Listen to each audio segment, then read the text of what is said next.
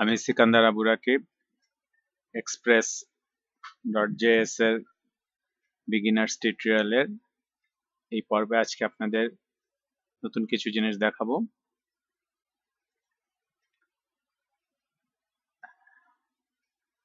আজকে আমরা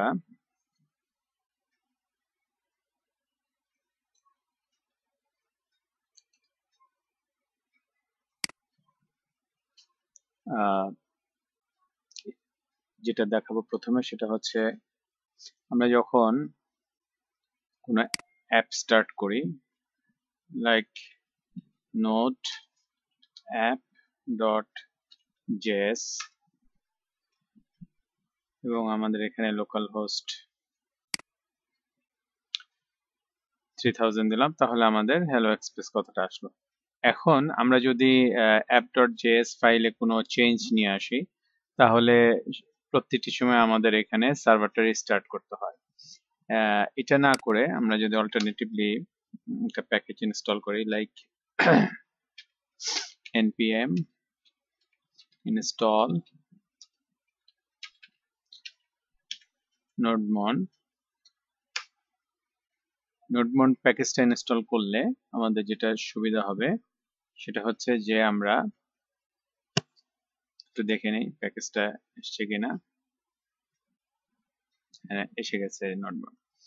সুতরাং আমাদের যেটা বলতেছিলাম যে এই প্যাকেজটা ইনস্টলের সুবিধাটা হচ্ছে যে আমাদের প্রতিটি সময় সার্ভারটা রিস্টার্ট দিতে হবে না। এখানে আমরা যদি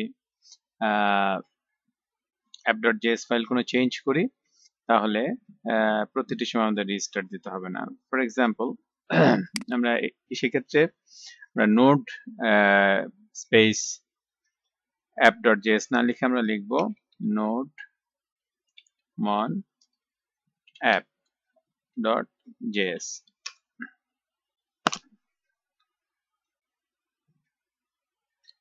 সরি, দুঃখিত, আমরা যেটা করেছি সেটা হলো যে আমরা এখানে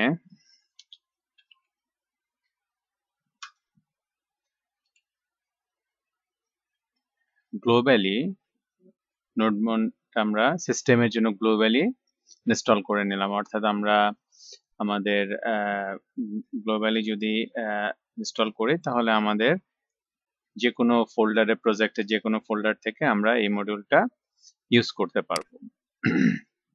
সেক্ষেত্রে আমাদের ইন্ডিভিজুয়ালি ফোল্ডারে যে মডিউলটা ইনস্টল না করলেও চলবে।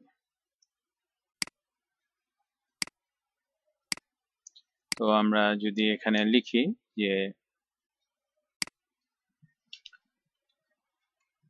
nodemon.app, তাহলে আমরা দেখতে পাচ্ছি যে এখানে সার্ভারটা লোড হয়ে গেছে। এখন যদি আমরা এখানে কোনো চেঞ্জ করি, nodemon is installed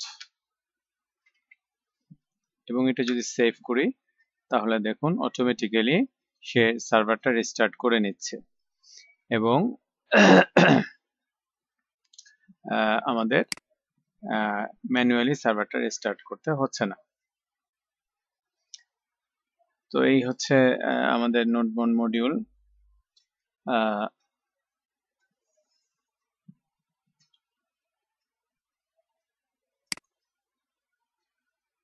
সো এখন আমরা দেখব যে আমাদের রাউটে প্যারামিটার কিভাবে ইউজ করা হয়। যেমন ধরুন এখানে আমরা গেট রাউটে যদি ইউজার স্ল্যাশ নেম দেই, তাহলে আমরা যদি এখানে এটা লিখতে চাই যে হ্যালো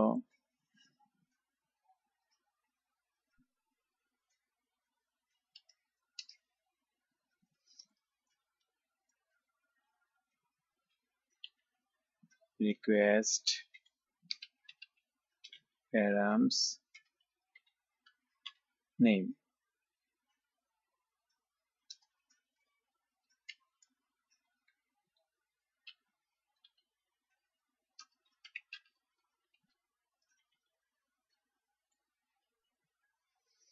অর্থাৎ এখানে আমরা রিকোয়েস্ট প্যারামস নেমের মাধ্যমে আমাদের রাউটে আমরা যে নামটা লিখবো সেটা আমাদের ব্রাউজারে দেখাবে। একটু রিফ্রেশ করি এবং লিখি স্ল্যাশ ইউজার স্ল্যাশ অ্যালেক্স। তাহলে দেখুন এখানে চলে আসছে hello Alex, how are you. অর্থাৎ আমরা যদি এখানে লিখি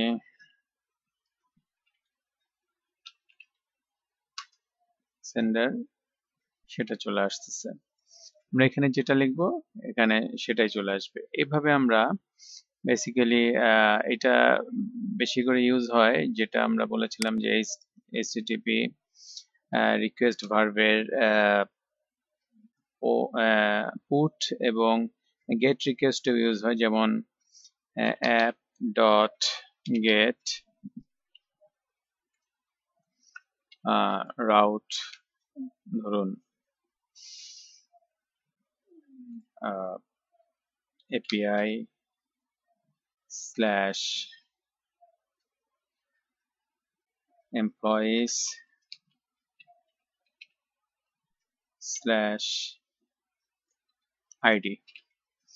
অর্থাৎ একটা পার্টিকুলার এমপ্লয়ির আইডিটা আমরা যখন দেখতে চাই তখন আমাদের এইভাবে আমরা দিতে পারি। এবং আমাদের ফর্মের ভিতরে একটা ইনপুট বক্সে যদি আমাদের এই আইডিটা এরকম থাকে যে for example ID is equal to 5, এটা আমরা ইনপুটে টেক্সট বক্স ইনপুটে দিলাম, এটা চলে আসবে, চলে এসে আমাদের এই রাউটটা নিয়ে নিবে এবং সেখান থেকে আমাদের পার্টিকুলার ডেটাবেস থেকে ওই আইডিটার তথ্যটা রিট্রিভ করে দেখাবে। এবং আমরা যদি যেমন গেটের ক্ষেত্রে এটা করি, আবার পুটের ক্ষেত্রে এটা করতে পারি, এবং আমাদের ডিলিটের ক্ষেত্রে আমরা এরকম ইউজ করে থাকি আর কি। সো এই জন্য আমাদের বিভিন্ন এইচটিটিপি মেথড বা ক্ষেত্রে বা এইচটিটিপি মেথড ভার্বের ক্ষেত্রে আমাদের এই কোলন আইডিটা প্লেস হোল্ডারটা আমাদের খুবই কাজে লাগে। এবং সেই প্লেস হোল্ডারের ভ্যালুটা আমরা পিক করব রিকোয়েস্ট প্যারামস অ্যান্ড এই প্লেস হোল্ডারের নেম। এখানে যদি আমরা আইডি দেই তাহলে এখানেও আমাদের আইডি এটা সেম হতে হবে, এখানে যেটা দেব এখানেও সেটাই হতে হবে। এই হচ্ছে মূল বিষয় আর কি।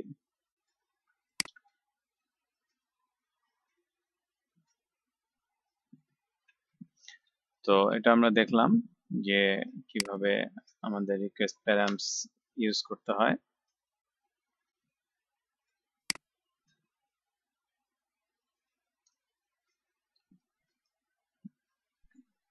এখন আমরা একটু দেখব যে মিডলওয়্যার সম্পর্কে। আমরা যেটা বলেছিলাম যে মিডলওয়্যার কিভাবে ইউজ করতে হয়।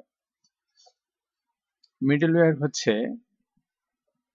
একটা এই ব্রাউজার যখন একটা এইচটিটিপি রিকোয়েস্ট পাঠায় সার্ভারে, এবং সার্ভার যখন সেই এইচটিটিপি রিকোয়েস্টটা প্রসেস করে রেসপন্সটা ব্রাউজারে পাঠায়, এটার মাঝে যা কিছু কর্মকাণ্ড এটাই আসলে মিডলওয়্যার। যেমন এখানে একটা গেট রিকোয়েস্টের ক্ষেত্রে এবং এক্সপ্রেসে এর আগে আমরা দেখেছিলাম যে এখানে আমরা দেখেছিলাম যে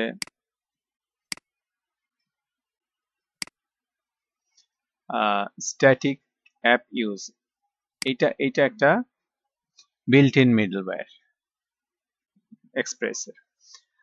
সো এটা আমরা এর আগে দেখেছি।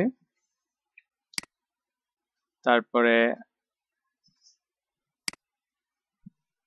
যেমন এর আগের টিউটোরিয়ালে আমরা দেখলাম যে অ্যাপ ইউজ বডি পার্সে ইউআরএল এনকোডেড, এটাও আর একটা মিডলওয়্যার। এটা থার্ড পার্টি মিডলওয়্যার এক্সপ্রেসে। তো এটা আমরা দেখেছি। অর্থাৎ যখনই অ্যাপ ইউজ মানে হচ্ছে যখনই কোনো এইচটিটিপি রিকোয়েস্ট আসবে তখনই এই ফাংশনটা এক্সিকিউট করবে।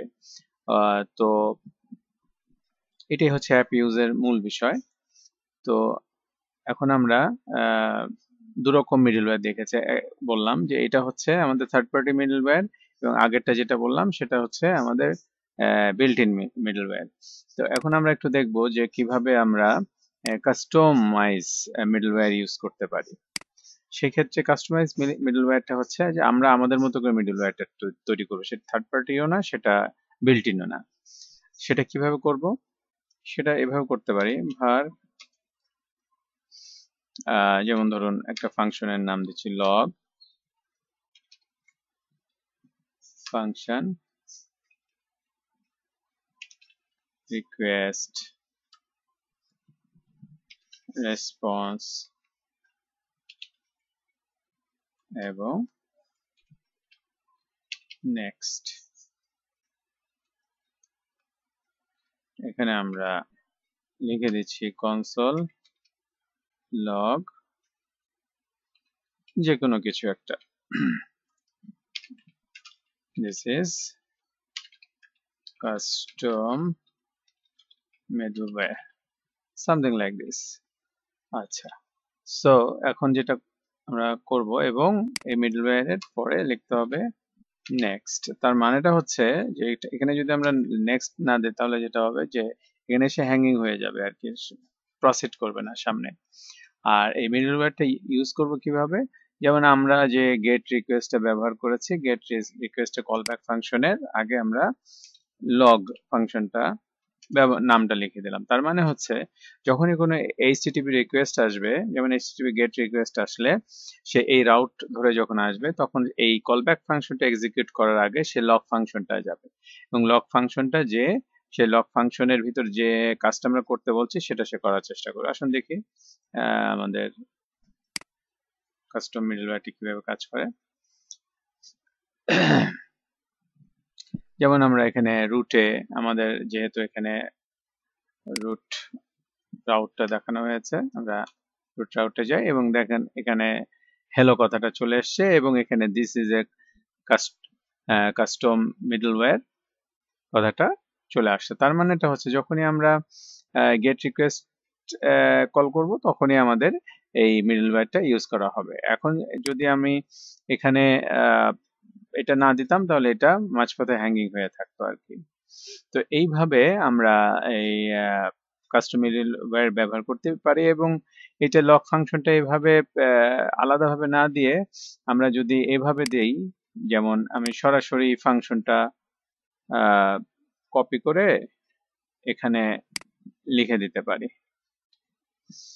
তাহলে কি হবে? তাহলে যেটা হবে যে ধরুন এটাকে অফ করে দিলাম, রিমার্ক করে দিলাম, তাহলে এখানে দেখা যাচ্ছে যে আমরা এখানে একটা কলব্যাক ফাংশন রেখেছি এবং এখানে আর একটা কলব্যাক ফাংশন রেখেছি। তো এখানে নেক্সট না দিলে পরবর্তী কলব্যাক ফাংশনে সে যাবে না, এই জন্য এটা খেয়াল করবেন যে নেক্সট ফাংশনটা আপনাকে দিতে হবে। তো আমরা দেখি যে এখানে কি হয়। হ্যাঁ, ওই একইভাবে কাজ করছে দিস কাস্টম মিডলওয়্যার। সো আমরা দেখলাম যে কিভাবে আমরা কাস্টম মিডলওয়্যার ব্যবহার করতে পারি। যেমন এখানে আমরা যেটা করতে পারি সেটা হলো এখানে আমরা একটা ইউজার অথেন্টিকেশন ফাংশন ক্রিয়েট করতে পারি লগইনের ক্ষেত্রে, যে যে কোনো রাউটে লগ করার আগে আমরা দেখে নেব যে অথেন্টিক ইউজার পার্টিকুলার সেকশনটাই ব্যবহার করছে কিনা ওয়েব পেজে। সে যদি অথেন্টিকেটেড হয় তাহলে তাকে আমরা ড্যাশবোর্ডে ফরওয়ার্ড করব, আদারওয়াইজ তাকে আমরা রিডাইরেক্ট করব লগইন করতে। তো এইভাবে আমরা আমাদের বিভিন্ন মিডলওয়্যার ইউজ করতে পারি, এবং আমরা জানি যে ল্যারাভেল বলেন বা অন্যান্য অ্যাপ্লিকেশনে যে অথেন্টিকেশন একটা বড় মিডলওয়্যার হিসেবে কাজ করে আমাদের অথেন্টিকেশনের ক্ষেত্রে। তো আমরা এখানে দেখলাম এবং এই মিডলওয়্যারের ক্ষেত্রে আমরা আলাদা একটা ফাংশন হিসেবে কল করলাম, এবং এই ক্ষেত্রে আমরা যেটা দেখলাম যে এখানে মাল্টিপল কলব্যাক ফাংশনও আমরা ব্যবহার করতে পারি, এবং মাল্টিপল কলব্যাক ফাংশনগুলো আমাদের পুরো কাজটাকে আরেকটু সহজ করে দেয় আর কি। তো আশা করি আপনাদের ভালো লেগেছে। আপনাদের যদি কোনো প্রশ্ন থাকে এই পর্ব সম্পর্কে আপনারা কমেন্টে লিখতে পারেন। ভালো থাকবেন। ধন্যবাদ।